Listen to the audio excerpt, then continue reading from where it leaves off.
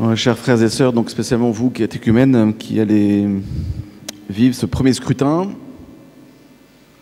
Émeric, Islem, Marilyn, Fabien et Charlotte, qui se préparent donc depuis presque 2 ans à ce grand sacrement du baptême.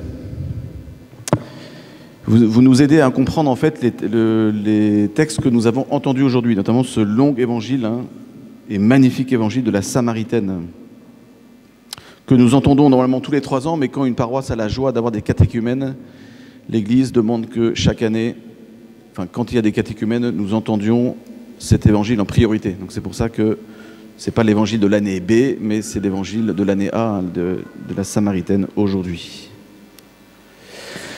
Alors le Seigneur nous invite et l'Église nous invite à méditer aujourd'hui sur la primauté de l'action de Dieu, la primauté du don de Dieu. Il est beaucoup question de don aujourd'hui. Et donc l'Église nous invite à entrer dans le fait que le don de Dieu est premier. Voilà, c'est tout simple. Et vous, les catéchumènes, il ne faut pas que vous oubliez ça. Vous êtes baptisés bientôt, dans quelques semaines. Vous êtes des êtres humains, comme tout le monde. La tentation, ce sera d'oublier pas mal de choses, de vous habituer à la grâce de Dieu. C'est une tentation que vous aurez, que nous avons. On l'a tous.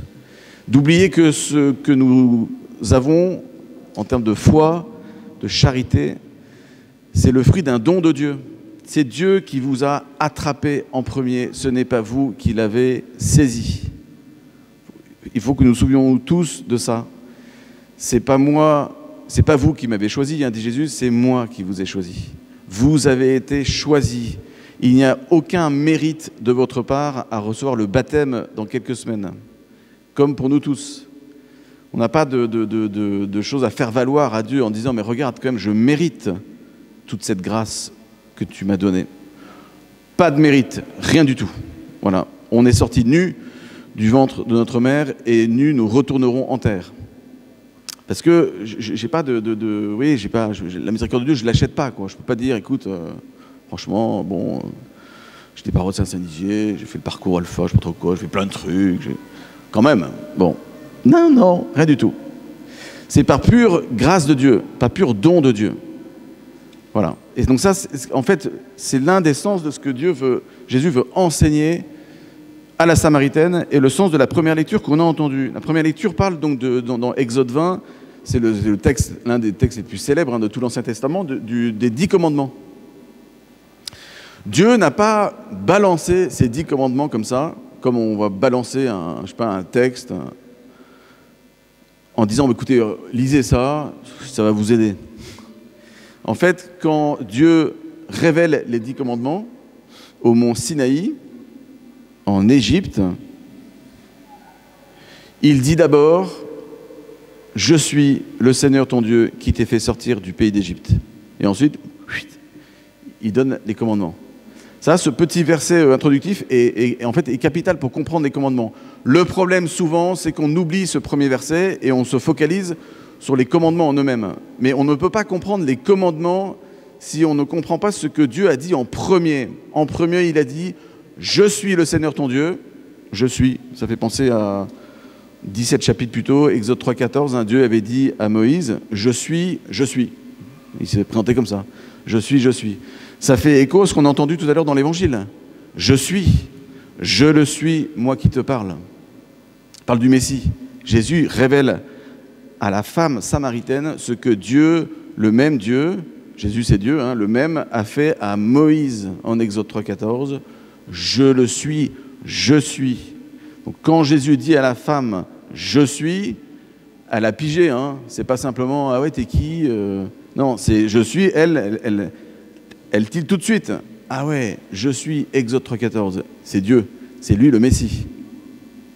Donc Dieu, en donnant les commandements, va d'abord dire qui il est. Pourquoi ? Parce qu'il est quelqu'un qui a agi dans l'histoire pour nous sauver. C'est pas une foi confessante simplement de dire qui est Dieu, quoi, le portrait robot de Dieu.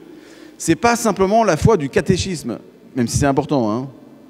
Tous les mercredis soirs, les catéchumènes vont au catéchisme pour adultes, qui est ouvert à toute la paroisse. Je vous rappelle, depuis 3 ans, tous les mercredis soirs, votre serviteur donne un catéchisme pendant 1 heure de 19 h à 20 h le mercredi hors vacances scolaires, pour tout le monde. Voilà, pour tout le monde. Notamment aussi pour les catéchumènes, mais pas que. C'est important, hein, parce qu'il faut nourrir le gingin aussi. Il faut nourrir la caboche. Vous voyez, c'est une révélation, et tout ça, c'est la foi, c'est une lumière pour l'intelligence. Mais ça ne suffit pas. C'est nécessaire, mais ça ne suffit pas. Il dit, Jésus, hein, enfin Dieu dit au peuple hébreu, « Je suis le Seigneur ton Dieu, virgule, qui t'ai fait sortir du pays d'Égypte. » C'est-à-dire, c'est pas simplement « Je suis Dieu » et on va faire un grand discours sur qui est Dieu. Je suis un Dieu qui a agi pour toi. Je suis allé t'attraper au fond de la culotte et je t'ai repris pour te relever. Tu étais au fond comme le fils prodigue là, qui mangeait les trucs des cochons là. Et je suis allé te ressaisir du fond de ton... Hein, et puis je t'ai relevé. C'est ça qu'il est en train de dire. Et du coup, mes commandements, ce n'est pas une liste de bonnes choses à faire pour être gentil auprès de Dieu. Les commandements sont appelés à être une réponse à un agir premier de Dieu. C'est pour ça que notre action, notre conversion, à laquelle on est appelé spécialement pendant ce temps de carême, c'est pas pour faire valoir des bonnes choses auprès de Dieu et mériter quelque chose, c'est une réponse en fait. Il n'y a pas de... Vous voyez, on n'a rien à... On ne peut pas se gonfler d'orgueil, quoi. C'est simplement une réponse. C'est normal, quoi. On m'a invité, je réponds. Voilà. Bon, bah Dieu est venu vers moi et les commandements sont une réponse. Cette conversion morale à laquelle on est aussi appelé est une réponse à cet amour de Dieu qui est premier. Alors, on retrouve ça dans le récit de la Samaritaine. En fait, il s'agit de passer d'une foi simplement confessante à une foi éprouvante. Éprouvante au sens d'épreuve. Il y a aussi le sens de souffrance dans la foi. En fait, c'est difficile. On ne va pas se mentir. La conversion, je disais ça au mercredi décembre, hein, vous vous souvenez, c'est pénible. Il y a quelque chose de pénible. C'est une épreuve, la conversion. Sinon, voilà, on le sait tous. C'est pas évident, c'est pas naturel, c'est pas spontané. Le retour à Dieu, c'est difficile. On préfère, comme le peuple hébreu, revenir avant à nos anciens démons en disant au moins avant, on était esclaves, mais au moins on avait des concombres à manger et de la flotte, quoi. Mais là, c'est la dèche, c'est le désert. Pourquoi tu nous as conduits là? Fuyons le désert, revenons à nos amours d'antan. Avant, c'était mieux quand même, finalement. Bon. Donc, la traversée du désert, par définition, c'est jamais évident. Le Seigneur nous invite, du coup, pendant ce temps de carême, à passer d'une foi qui se limite à confesser, je ne dis pas se confesser, hein, à confesser la foi, qui est Dieu, c'est bien, hein, à une foi d'expérience. Je reviens à ce début de la première lecture. Je suis le Seigneur ton Dieu, ça c'est la confession de la foi, qui est Dieu, qui t'est fait sortir du pays d'Égypte. Ça, c'est une foi qui est expérimentée, qui a mis les mains dans le cambouis. Dieu, c'est pas simplement un livre, je vais vous raconter des trucs, des choses magnifiques sur lui. Moi, Dieu, j'en ai fait l'expérience. On retrouve ça dans cette phrase qui pour moi est centrale dans l'évangile d'aujourd'hui. Je le suis. Mais c'est pas simplement ça. C'est pas simplement je le suis. Parce que là, on pourrait se limiter encore à une foi qui va raconter qui est Dieu. De façon assez extérieure. Je le suis, virgule, moi qui te parle. Qui te parle. Moi, Dieu, qui te parle à toi. Émeric, Islem, Marilyn, Fabien, Charlotte, nous tous en fait. Et donc ce temps de carême est un temps où on est appelé à entendre Dieu qui me parle à moi, pas simplement qui nous parle à nous tous en général, pas simplement des grandes vérités de la foi, mais ce Dieu, c'est mon Dieu.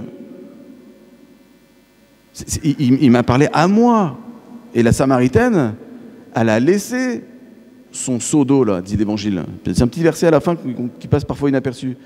L'Évangile dit, laissant là son seau, elle est repartie. Et là, elle a annoncé qu'elle a trouvé un énorme seau, le seau de la vie éternelle. Donc ça, vous voyez, on pourrait vraiment résumer votre parcours à vous, si vous êtes là. Ce n'est pas simplement parce que vous connaissez des belles choses sur Dieu, c'est d'abord parce que Dieu vous a attrapé. Et laissez-vous toujours attraper par Dieu. Ce n'est pas nous qui l'attrapons, c'est lui qui nous a attrapés.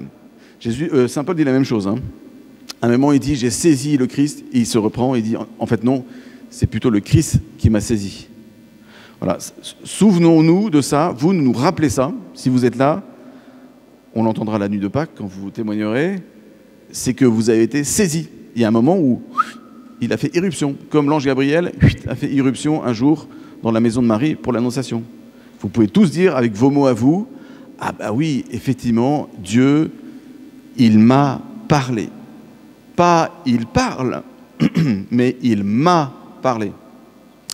Ce temps du carême, c'est un temps où on passe de Dieu qui parle à Dieu qui me parle. On peut résumer le carême comme ça. Dieu parle, ah oui, on peut dire des belles choses sur Dieu, Dieu a dit des belles choses, c'est très bien, hein, mais est-ce que Dieu a parlé à toi? Et vous mettez votre prénom.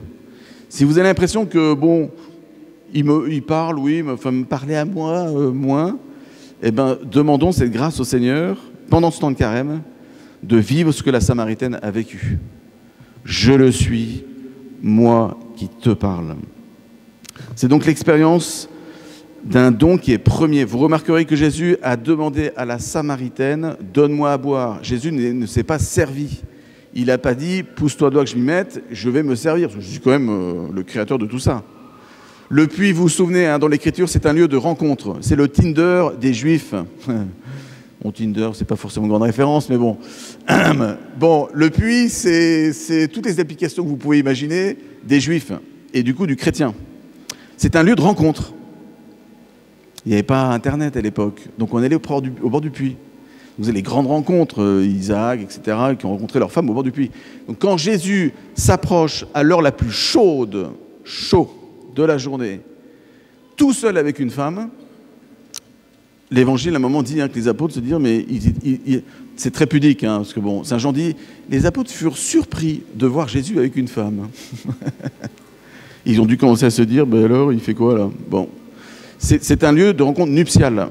Donc Jésus est en train de manifester qu'il veut se marier avec nous, et il veut se marier avec une femme qui était considérée comme impure aux yeux des Juifs, quelqu'un de méprisable, d'hérétique.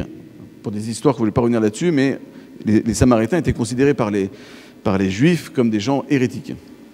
Jésus va s'approcher de cette femme. La Samaritaine, évidemment, est la figure de l'Église.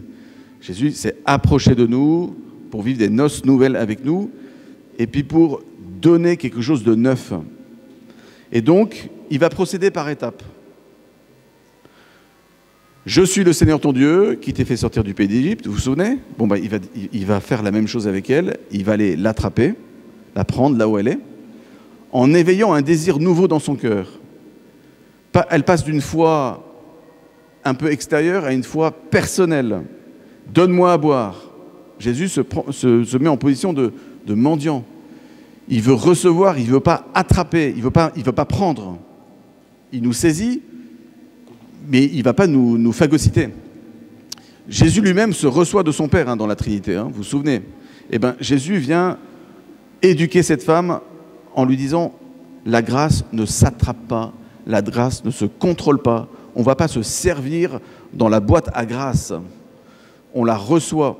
Et celui qui veut mettre la main sur la grâce de Dieu la perdra en fait cette grâce. À partir du moment où on veut l'attraper, elle nous lâche des mains. Il faut la recevoir.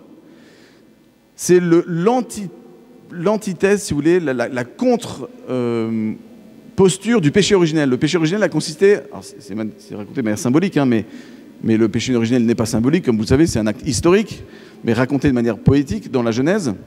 Ça a consisté à mettre la main sur le fruit de la connaissance du bien et du mal, de l'arbre de la connaissance du bien et du mal. Ils ont voulu mettre la main sur le bien et le mal. Ce n'est pas l'homme qui met la main sur le bien et le mal. Cette connaissance du bien et du mal, elle se reçoit. Ce n'est pas moi qui fixe les frontières du bien et du mal. Ce n'est pas le législateur qui fixe les frontières du bien et du mal.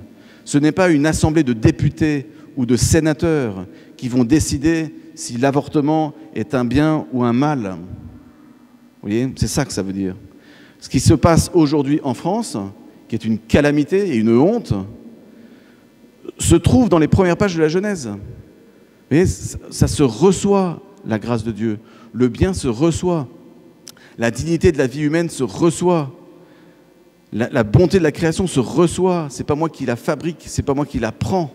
La vie, moi, je ne la prends pas. Je ne la fabrique pas. Je suis appelé à la donner. Nous sommes tous appelés à la recevoir, nous l'avons reçue, et nous sommes appelés à la donner. Alors tout ça, vous voyez, dans ce récit de la Samaritaine, il y a quelque chose de profond là-dedans. Donne-moi à boire, et moi, je te donnerai une source d'eau vive en toi qui jaillira en vie éternelle. Quelque chose de nouveau. C'est-à-dire que du coup, eh ben, je suis appelé à quitter des soifs qui ne s'étanchent pas pendant ce temps de carême, à laisser mon seau, comme la Samaritaine, pour aller puiser à quelque chose de neuf. Le seau laissé par la Samaritaine, ce sont peut-être des péchés à lâcher, des addictions à lâcher, des mauvaises dépendances. Parce que le problème, c'est que cette eau-là, il faut revenir tout le temps, hein, cette eau de la terre. Mais l'eau que Jésus promet, c'est une eau qui fait qu'on n'aura plus jamais soif. Et donc, en lâchant son seau, elle a lâché ses vieux démons et elle s'est retournée vers le Christ vivant. Première étape, c'est ça. Ensuite, la deuxième étape, c'est va chercher ton mari. On se demande d'où sort cette question, va chercher ton mari, ça sort d'où ce truc-là? Et puis elle dit pas tout, elle dit un peu, mais pas tout. Elle dit, de mari, j'en ai pas. Ah, tout à fait, répond Jésus. Effectivement, des maris, t'en as eu 5, et l'homme avec qui tu vis maintenant n'est pas ton mari. En ceci, tu dis vrai.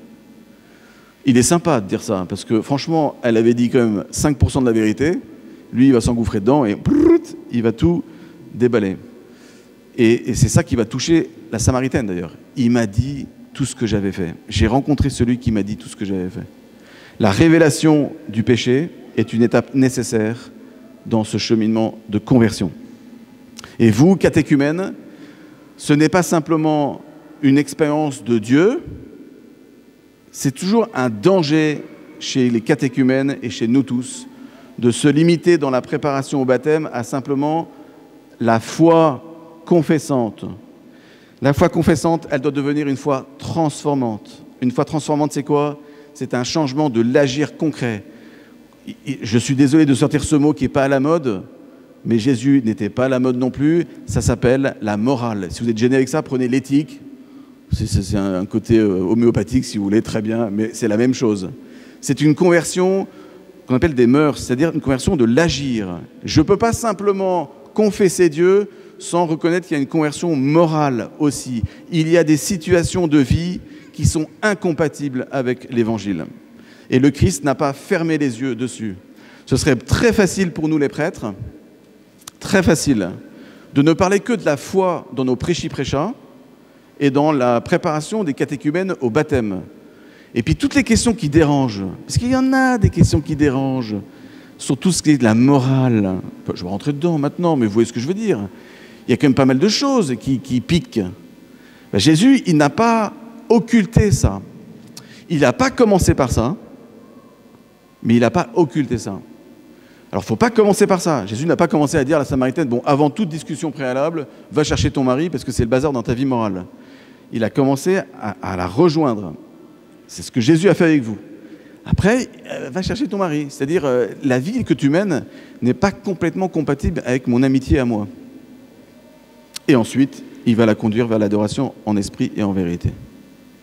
Voilà, je voudrais terminer par, justement, cette 6e station que nous méditons aujourd'hui du chemin de croix. C'est Véronique qui va essuyer le visage de Jésus. En fait, cette Samaritaine, pour moi, c'est Véronique. Vous pouvez penser à autre chose, hein.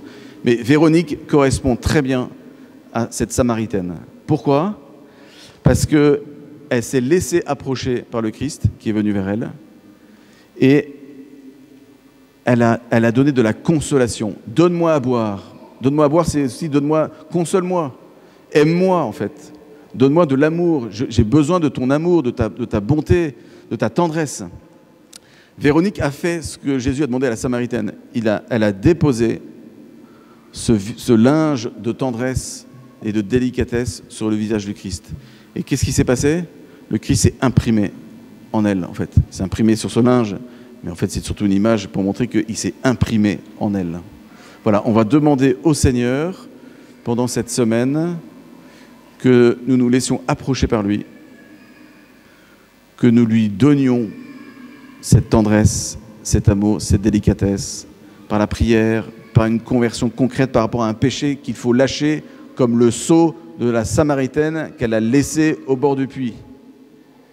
Et puis, on va laisser Jésus, petit à petit, étape par étape, jour après jour, s'imprimer en nous. Amen.